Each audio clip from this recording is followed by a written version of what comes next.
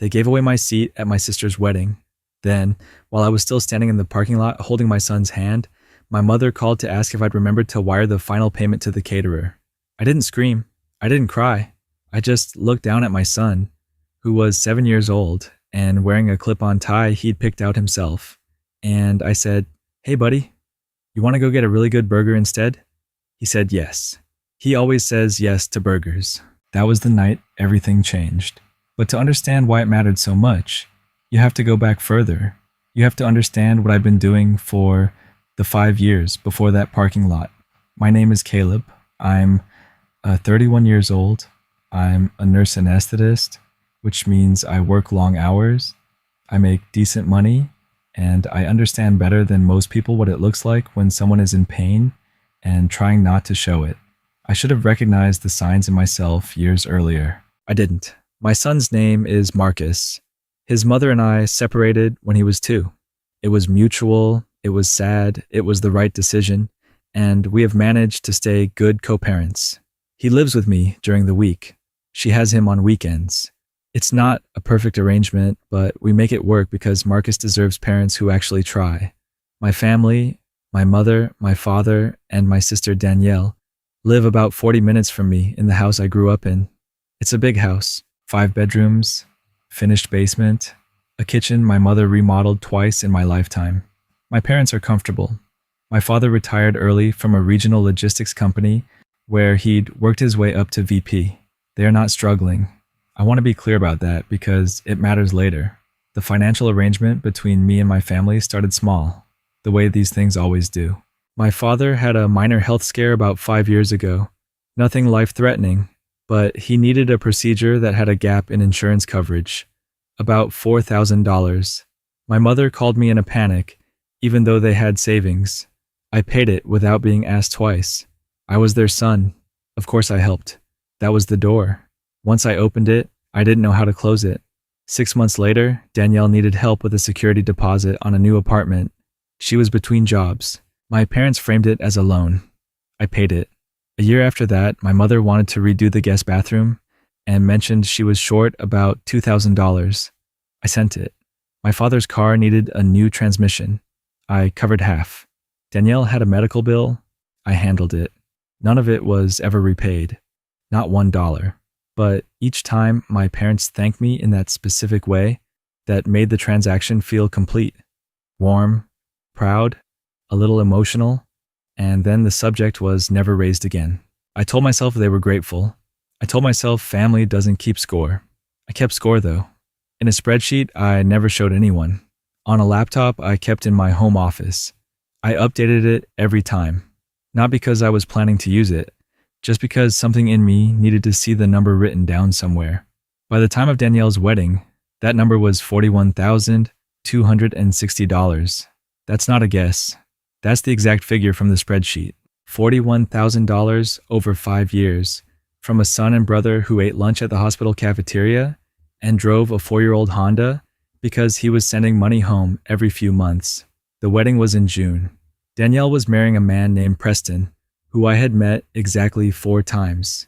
He came from what my mother called a very established family, which I understood to mean that the rehearsal dinner was going to be competitive. My mother was already anxious about appearances 6 months before the date. I didn't mind helping with the wedding. That's the part that's hard to explain without sounding naive. I genuinely wanted Danielle to have a good day. She's my sister. Even when our relationship was distant, and it had always been a little distant, if I'm honest, I wanted her to be happy. So when my mother called in January and said they were about a $15,000 short for the reception venue and catering package, I told her I'd cover it. I worked out a payment schedule with the caterer directly. I was the name on the contract. I paid the deposit in February, the second installment in April. The final payment was due the week of the wedding. What I didn't know, what I found out in the worst possible way, was that sometime between February and June, there had been a conversation about the seating chart that I was not part of. I found out about it the night before the wedding, by accident. I was at my parents' house helping set up table centerpieces, which I had also helped pay for, and I went to use the bathroom off the hallway. On the way back, I passed my father's study. The door was half open. My mother and Danielle were inside, looking at a printed seating chart spread across the desk. I heard Danielle say, "Well, Preston's aunt needs to be near his parents. That whole side is locked in." My mother said, "Then we move Caleb and Marcus." "To where?" A pause. "The overflow room has 2 tables. It's air-conditioned. It's fine." I stood in the hallway and didn't move. Danielle said, "He's gonna notice." My mother said, "He'll understand. He's always understood." I walked back to the kitchen and finished placing centerpieces. I did not say anything. My hands were completely steady, which surprised me. That night, I put Marcus to bed in the guest room, and I sat at the kitchen table after everyone was asleep, and I opened the notes app on my phone and I typed a single line. "They moved us to the overflow room." She said, "He'll understand." She said, "He always understands." I stared at that for a long time. The overflow room. For the wedding I'd funded. For the reception where I was listed as the primary payer on a catering contract that had my cell phone number at the top. I thought about Marcus in his clip-on tie. He had been excited about the wedding for weeks. He'd asked me 3 times if there would be a chocolate fountain because he'd seen one at a birthday party and considered it the pinnacle of human achievement. I decided to say nothing, not because I was weak, because I wanted to see it with my own eyes. I needed to know if they would actually do it. They did it. We arrived at the venue the next afternoon. It was a restored event hall in the historic district, beautiful old brick and white draped tables and flowers that probably cost more per arrangement than I spent on groceries in a month. I found the seating chart display near the entrance. I looked for my name. Caleb H. Overflow Room B. Table 1. Marcus H. Overflow Room B. Table 1. I stood there and read it twice. My son's name on a card, redirected to a side room, for a wedding where I had written the check. I felt something shift in my chest. Not anger exactly. Something quieter than anger. Something that felt almost like relief, which didn't make sense until later. I took a photo of the seating chart with my phone. I'm not sure why. Insurance? Maybe. Evidence. I cropped it so both our names were visible. Then I took Marcus's hand and I walked to the parking lot and I called the caterer. This is Caleb. I'm the primary contact on the Henderson wedding contract. I need to ask about the final payment status. The coordinator confirmed that the final installment, $6,400, was still outstanding. Due that day, actually. My mother had asked for a small extension the week before. "Got it," I said. "I just wanted to confirm the status. Thank you." I hung up. My mother called 30 seconds later. I let it go to voicemail. She called again. I watched the screen. Then a text. "Caleb, where are you? Ceremony starts in an hour. Did you wire the caterer this morning like you said?" I looked at Marcus. He was kicking a pebble across the asphalt with his dress shoe, completely unbothered the way 7-year-olds are. "Hey buddy," I said. "You want to go get a really good burger instead?" He looked up, looked at the building, looked back at me. "Will there be fries?" "Absolutely." "Okay."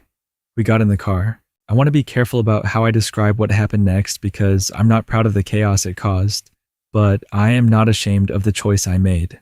I am a person who had given $41,000 to his family over 5 years. I am a person who had driven 40 minutes every time someone called with a problem. I had a son who had been assigned to an overflow room at a family wedding. I made a decision. I did not wire the final payment. Instead, I drove Marcus 25 minutes to a burger place he loves near our apartment, the kind with the red vinyl booths and the milkshakes that come in metal cups. We ordered at the counter. I got a double with sweet potato fries. He got a kid's meal and asked the cashier very seriously if the toy was a good one. She told him it was decent. He accepted this assessment.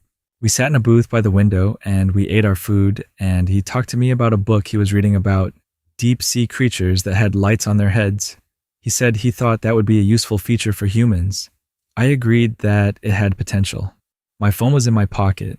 I felt it vibrating periodically. I didn't look at it. After dinner, I took Marcus home. I gave him a bath. I read to him. I watched him fall asleep with one arm hanging off the side of the mattress the way he always does. Then I went to my kitchen table and I poured myself a glass of water and I opened my phone. 22 missed calls. 11 texts. My mother, 4 calls.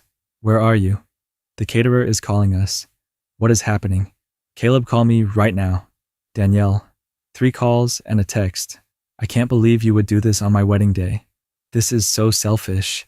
The caterer is threatening to pull the food. Preston's family is here. Do you understand what you've done? My father, 2 calls. No texts. That one surprised me a little. And then, at the bottom, a text from my mother sent at 9:47 p.m. The caterer held the food, but they are charging us a late fee. Your father and I had to use the emergency credit card. I hope you're happy. We will talk about this. I read that last one 3 times. We will talk about this. I put the phone face down on the table. I sat with that for a while. The next morning, my mother showed up at my door at 8:30 a.m. Marcus was still asleep. I answered in the clothes I'd slept in. She looked like she hadn't slept. Her eyes were sharp in that specific way they got when she was preparing for a confrontation she believed she'd already won. You need to explain yourself, she said. I stepped back and held the door open. Come in. She sat at my kitchen table, the same table where I'd been sitting the night before, and she told me what I had done. She told me I had embarrassed the family. She told me Preston's parents had noticed the missing catering coordinator, who had been calling her all through cocktail hour. She told me Danielle had cried, not just at the reception, real crying later in the bridal suite. I listened to all of it. When she finished, I went to my home office and I came back with a printed copy of my spreadsheet. 2 pages, single-spaced, organized by date.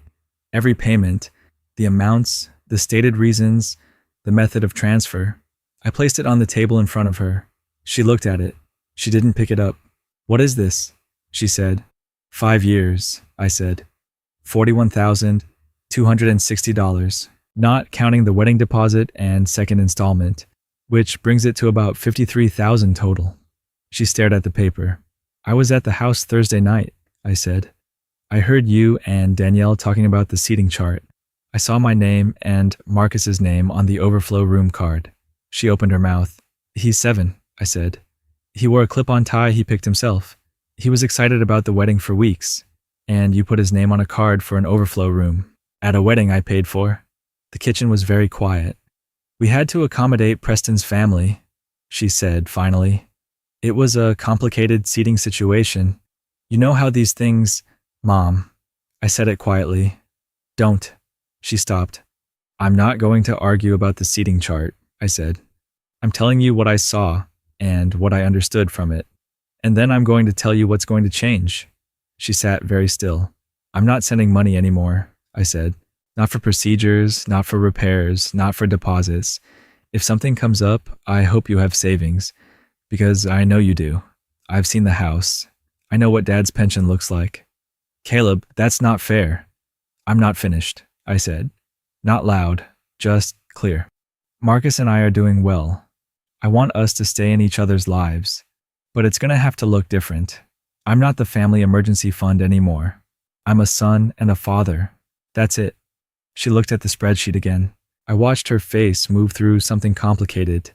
You kept records? She said. There was something in her voice I couldn't quite name. Not guilt. More like the specific discomfort of being seen. I did, I said. She left about 20 minutes later. She didn't take the spreadsheet. I put it back in the folder where I'd kept it. The calls from Danielle started that afternoon. Some of them were angry. One, about a week later, was quieter. She asked if we could meet for coffee. I said I needed some time. She said she understood. I'm not sure she did, but I appreciated that she tried. My father called once. He didn't say much. He said, I'm sorry you felt that way, which is not the same as an apology, and we both knew it. But it was more than I expected from him, and I chose to accept it for what it was.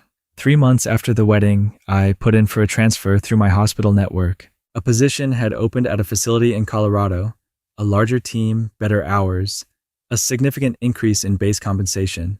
I applied on a Thursday. I had an offer by the following Wednesday. I told Marcus about the move over breakfast. I put a picture of the Rocky Mountains on the table next to his cereal bowl. That's where we're going to live, I said. He studied the picture for a long time. Are there bears? Some, yeah. Not in the city, though. What about the burger place? We'll find a new one. He considered this seriously. Okay, he said. But it has to have the metal cups. Non-negotiable, I agreed. I sent my mother a text the week before we left. I kept it short. I told her we were moving. I gave her the general area.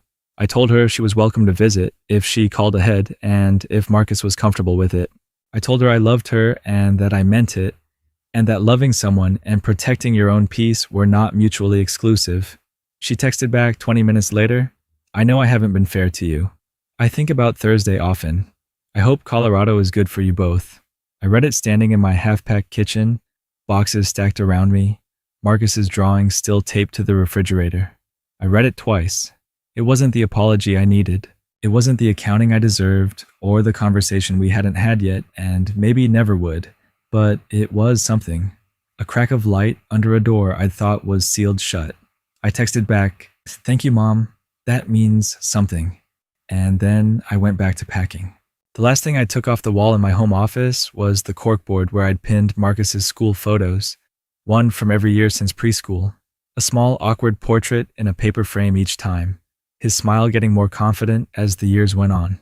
I wrapped them in a dish towel and put them at the top of the last box. The spreadsheet was still on my laptop. I didn't delete it. I moved it to a folder I labeled closed, and I haven't opened it since. Colorado is cold in a way I wasn't fully prepared for, and beautiful in a way I hadn't expected. Marcus has joined a swim team and has opinions about the altitude that he shares frequently and with great authority. He found a burger place 3 blocks from our apartment. They have the metal cups. He announced this to me like he was filing an official report. Some nights after he's asleep, I sit by the window in our apartment and watch the lights of the city settle in. It's different from what I left. Everything is different from what I left, but different is not the same as worse. I think about the version of myself in that parking lot, looking down at my son in his clip-on tie, making a choice I hadn't planned to make. I don't regret it. Not the choice to leave the wedding, not the choice to have the conversation with my mother, not the move. The only thing I regret is the years before that parking lot. The years I spent believing that giving enough would eventually make me visible, that if I kept writing the checks, they'd finally see me sitting at the table. They didn't, but Marcus did. He always has. And that, in the end, is the only table that ever mattered. If you're in something similar, if you're the one who always answers the call and covers the bill and tells yourself that's what family does, I want you to hear this. Leaving isn't abandonment. Setting a boundary isn't cruelty. Protecting your kid from a room they weren't wanted in is not making a scene. It's just parenting. You're allowed to close the spreadsheet and start somewhere new.